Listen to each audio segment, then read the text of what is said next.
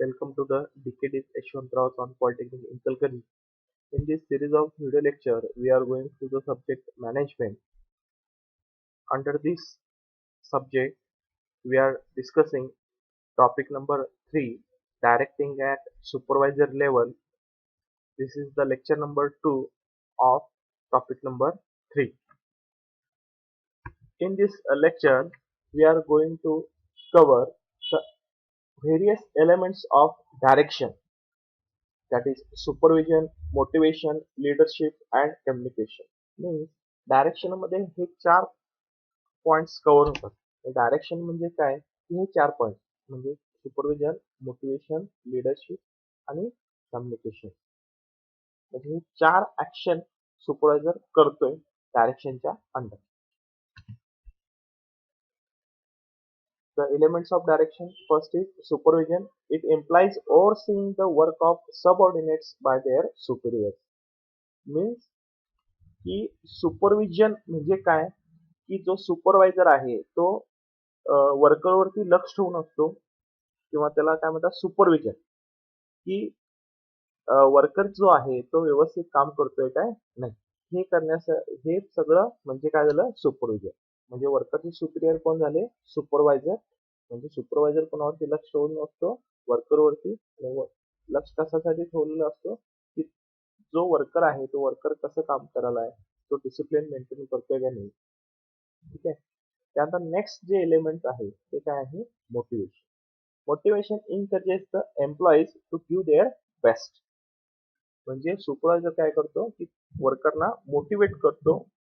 Motivate केल्यामुळे काय होतं, की जो वर्कर आहे तो बेस्ट काम करण्यासाठी प्रयत्न करतो.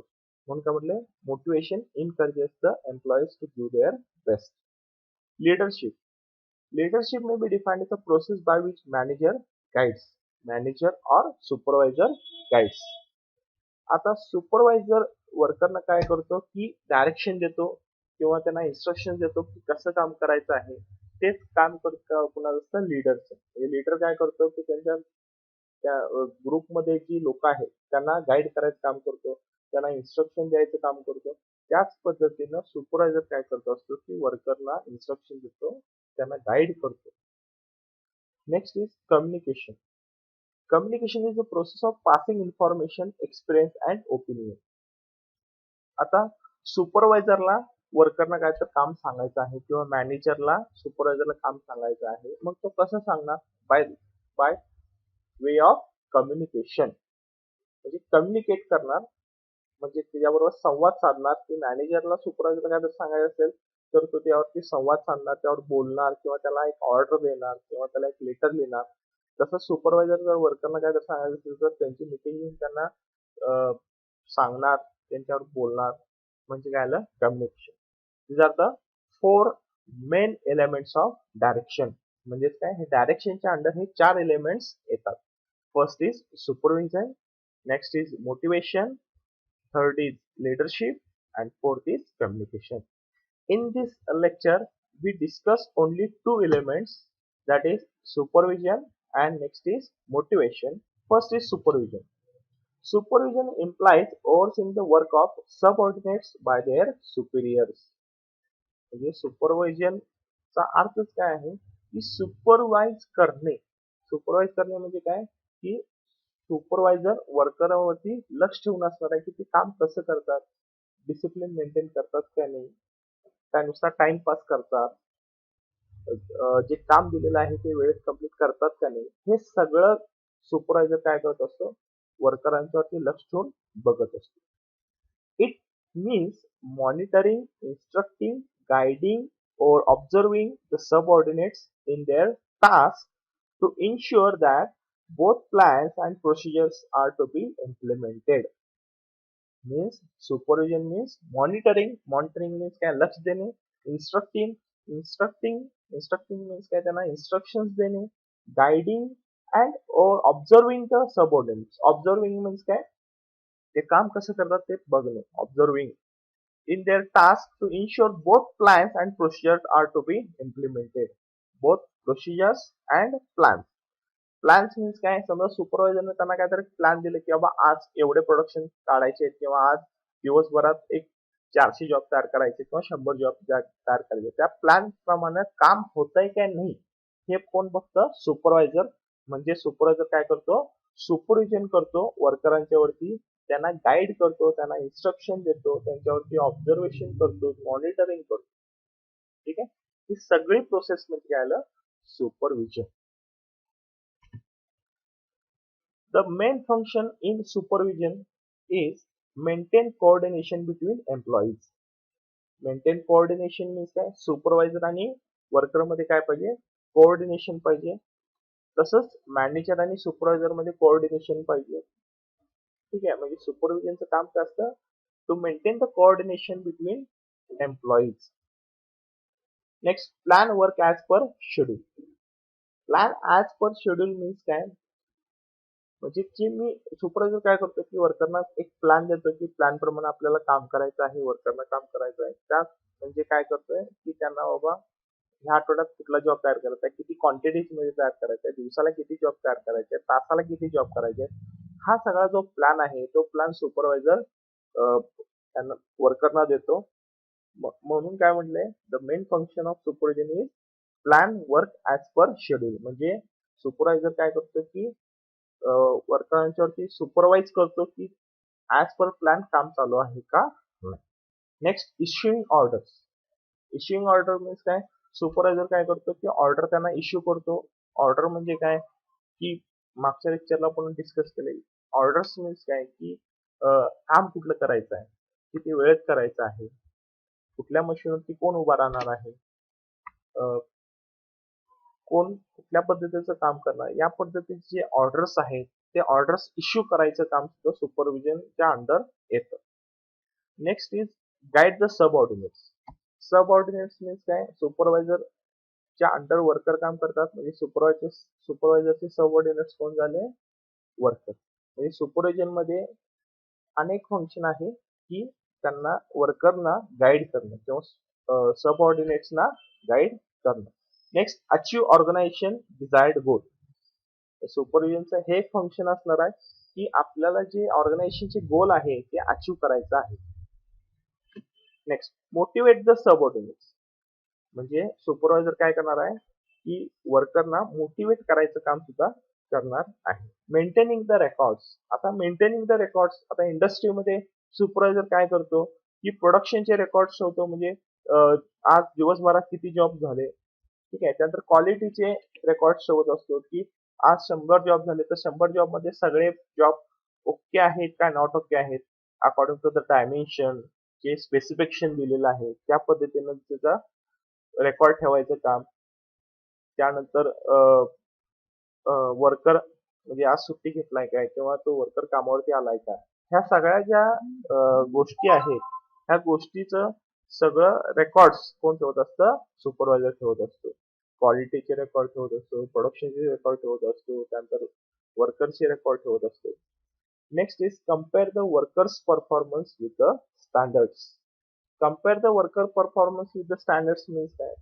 आता समजा फॉर एक्झाम्पल 2 वर्कर आहेत, ठीक आहे. एक वर्कर एका तासात 100 जॉब करत असेल आणि दुसरा वर्कर जर एका तासात 90 जॉब करत असेल, तर काय होणार आहे? मी दोघांच्यात जर कम्पेअर केलं तर चांगला कोण वर्कर आहे? की जो एका तासात 100 जॉब तयार करतोय तो काय आहे?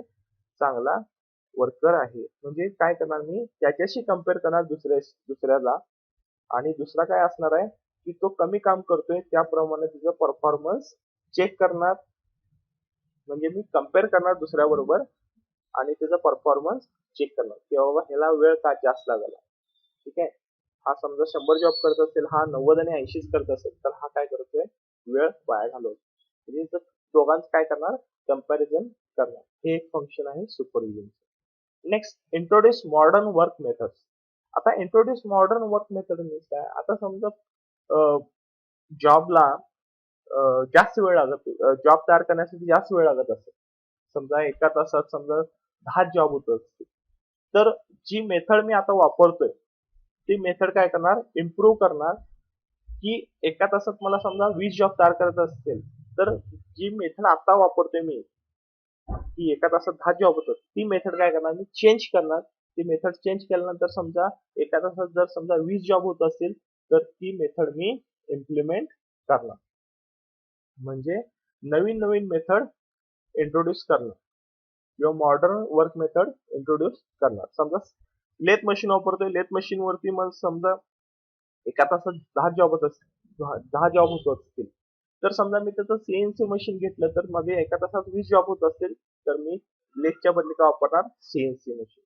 म्हणून काय म्हटलंय, introduce modern methods, modern work methods. Next, maintain the discipline. म्हणजे सुपरवायझरचं किंवा सुपरविजनचं एक मेन फंक्शन काय असणार आहे, मेंटेन द डिसिप्लिन. म्हणजे ऑर्गनायझेशन मध्ये डिसिप्लिन मेंटेन करणे, म्हणजे वेळेत येणे, वेळेत जाणे. त्याचबरोबर जे विनाकारण जे म्हणजे विनाकारण जे टाइम घालवतात की इकडे तिकडे फिरण्यात किंवा विनाकारण बसण्यात, हे जे आहे हे आपल्याला ऑर्गनायझेशन मध्ये चालणार नाहीये. डिसिप्लिन प्रमाणे काम करायचं आहे. त्यामुळे काय करणार, सुपरविजन म्हणजे काय, मेंटेन द डिसिप्लिन, हे एक फंक्शन आहे सुपरविजनचं. Next, provide healthy environment. म्हणजे एन्व्हायरमेंट चांगलं ठेवणं ऑर्गनायझेशन मध्ये. Replace broken tools and equipments. म्हणजे जे खराब झालेले मशीन्स असतील किंवा टूल्स असतील, मोडलेले टूल्स असतील, मशीन्स असतील तर ते रिप्लेस करायचं काम सुद्धा सुपरविजनच्या अंडर येतं. These are the functions of supervision. Next, requisites of effective supervision. म्हणजे सुपरविजनचा समजा इफेक्टिव्ह होण्यासारखं पाहिजे असेल, की इफेक्टिव्ह व्हायला पाहिजे सुपरविजन, तर मिनिमम रिक्वायरमेंट काय आहेत किंवा रिक्विसाइट्स काय आहेत. एक तर काय पाहिजे, टेक्निकल अँड मॅनेजरल नॉलेज. म्हणजे सुपरवायझर कडं काय पाहिजे, टेक्निकल आणि मॅनेजरल नॉलेज पाहिजे. Use of authority.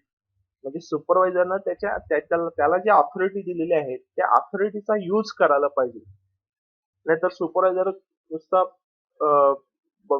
वर्कर काम करत नसतील आणि त्यांना सुपरवायझर काहीच इन्स्ट्रक्शन देत नसेल किंवा त्यांना सांगत नसेल की बाबा असं काम करा, तसं काम करा, किंवा त्यांना हे स्ट्रिक्ट वागत नसेल सुपरवायझर वर्कर बरोबर, तर तो काय करत असतो की त्याच्याकडे जी ऑथॉरिटी आहे, त्याच्याकडे जे पॉवर्स आहेत, तो त्याचा व्यवस्थित वापर करत नाही.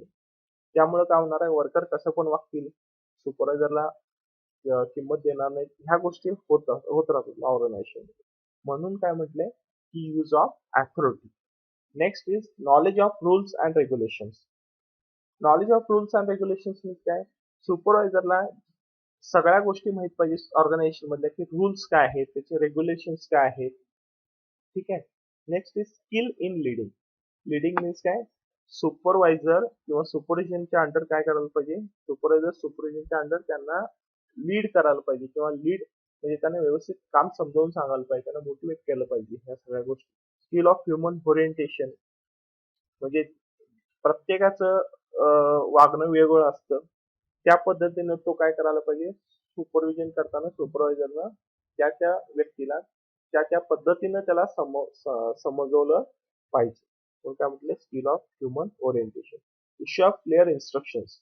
म्हणजे जे सुपरविजनच्या अंडर सुपरवायझर त्यांना इन्स्ट्रक्शन, वर्करना इन्स्ट्रक्शन देणार आहेत ते क्लिअर पाहिजे. म्हणजे ते जे इन्स्ट्रक्शन्स आहेत ते वर्करना कळलं पाहिजे. म्हणून काय म्हटले, issue of clear instructions. Next element of direction is motivation. According to William G. Scott, motivation means process of stimulating or encouraging people to action to accomplish desired goal. Means motivation म्हणजे काय, according to the William G. Scott, की जे लोक आहेत त्यांना encourage करायचं किंवा stimulate करायचं, त्यांना उत्तेजना द्यायचं की ते ऍक्शन करणार आहेत कशासाठी, की त्यांचे जे गोल्स आहेत ते अचीव करण्यासाठी. ठीक आहे. म्हणजे मोटिवेशन म्हणजे काय, encouraging the people to get the desired goal. Next is, according to Fred Lefans, motivation is a process which begins with psychological or physiological needs or deficiency which triggers behavior or a drive that is aimed to a goal or incentive.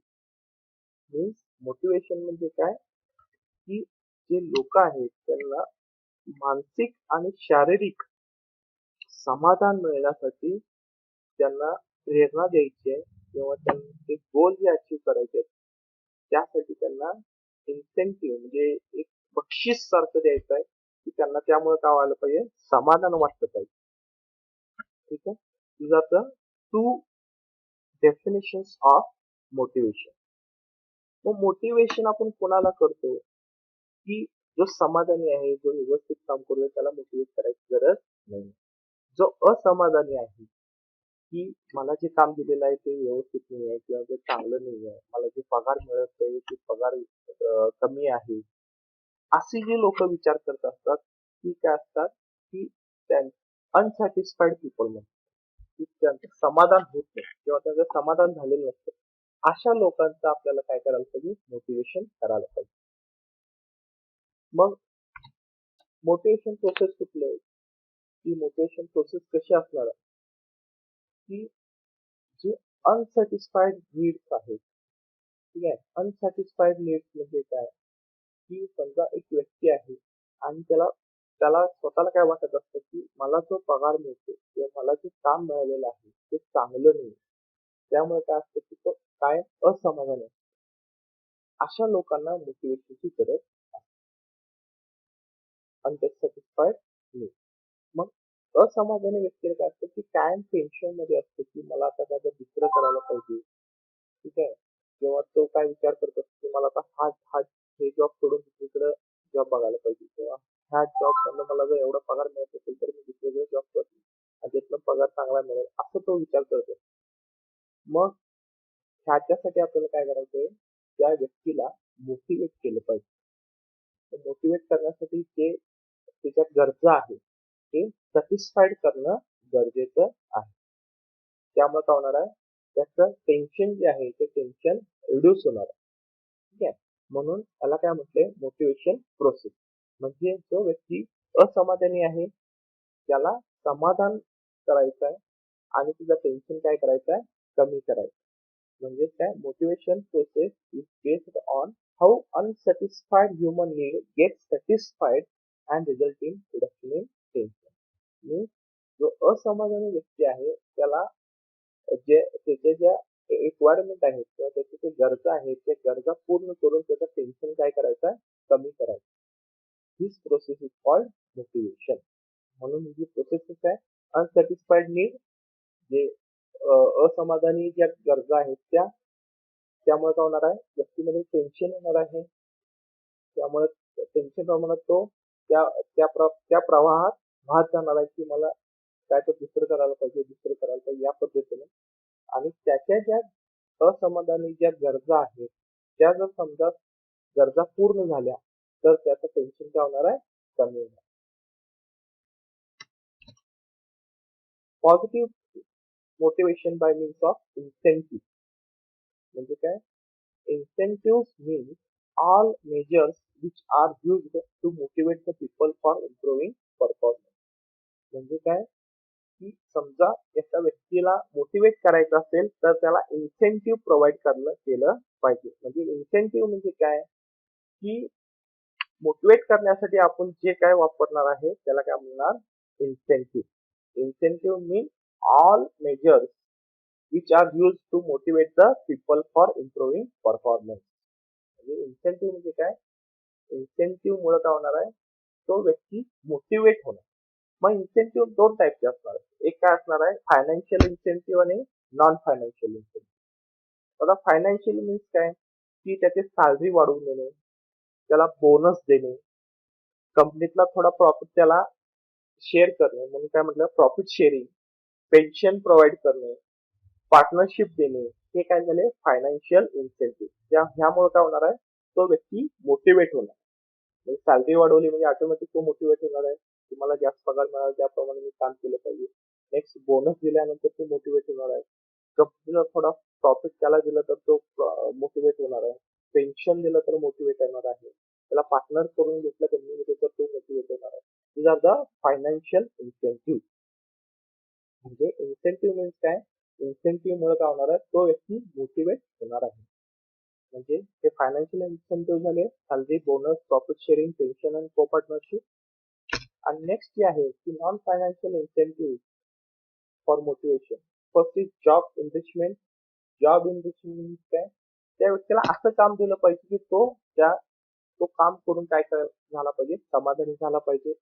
Job recognition, की चांगलं पोस्टचं त्याला काम दिलं पाहिजे, त्यामुळे काय होणार, तो व्यक्ती समाधानी होणार आहे. रिकग्निशन, जॉब रेकग्निशन, चांगल्या पोस्टवर त्याला जॉब द्यायचा आहे. जॉब सेक्युरिटी म्हणजे त्याला परमनंट करून घ्यायचा आहे. टेम्पररी जर व्यक्ती असेल तर त्याला काय वाटत की कधी पण मला नोकरीवरून काढून टाकतील, ही ते टेन्शन असतं. हे टेन्शन कमी करण्यासाठी काय करायला पाहिजे, त्याला परमनंट करायला पाहिजे, म्हणजे त्याला job security. Next employee participation, म्हणजे सगळ्यांनी मिळून काम केलं तर त्या व्यक्तीला काय होणार आहे, किंवा त्या ग्रुप ऑफ पीपलला म्हणजे सगळ्या लोकांना काय होणार आहे, समाधान वाटणार आहे. म्हणून काय म्हटलं, एम्प्लॉई पार्टिसिपेशन. तर एकटाच काम करत असेल तर त्याला काय वाटणार की मीच काम करतो, दुसरं काम करत नाही, त्यामुळे पण काय होणार आहे, तो अनसॅटिस्फाईड होणार आहे. त्यामुळे सगळ्यांनी मिळून जर काम केलं तर सगळे समाधानी राहणार. Next delegation. डेलिगेशन मीन्स त्याला कुठल्या तरी एका युनिटचं हेड करायचं, त्याला प्रतिनिधी करायचं. डेलिगेशन. एम्पॉवरमेंट, समजा त्या व्यक्तीला समजा मी काहीतरी पॉवर दिली. पॉवर म्हणजे काय, पण त्याला डिसिजन घ्यायची पॉवर मी दिली, तर त्याला पण काय वाटणार आहे की समाधान म्हणजे की माझ्याकडे काहीतरी पॉवर आहे की काहीतरी डिसिजन घेऊ शकतो. स्टेटस, त्यांना प्रमोशन देणार आहे मी त्या व्यक्तीला. रिस्पॉन्सिबिलिटी, काय तर रिस्पॉन्सिबिलिटी देणार आहे, म्हणजे माझ्यावरती काय तर रिस्पॉन्सिबिलिटी आहे, त्यामुळे पण त्या व्यक्तीला समाधान वाटणार आहे. These are the non financial incentive for motivation. म्हणजे job investment, job recognition, job security, employ participation, delegation, empowerment, status, promotion and responsibility. These are the non-financial incentives. म्हणजे मोटिवेशन करण्यासाठी आपण इन्सेंटिव्ह किती प्रकारचे आहेत. इन्सेंटिव्ह दोन प्रकारचे आहेत, की फायनान्शियल इन्सेंटिव्ह आणि non financial incentive. In this lecture we gone through the two elements of direction, that is supervision, and next is motivation. The remaining elements of direction we will cover in next lecture. Thank you all.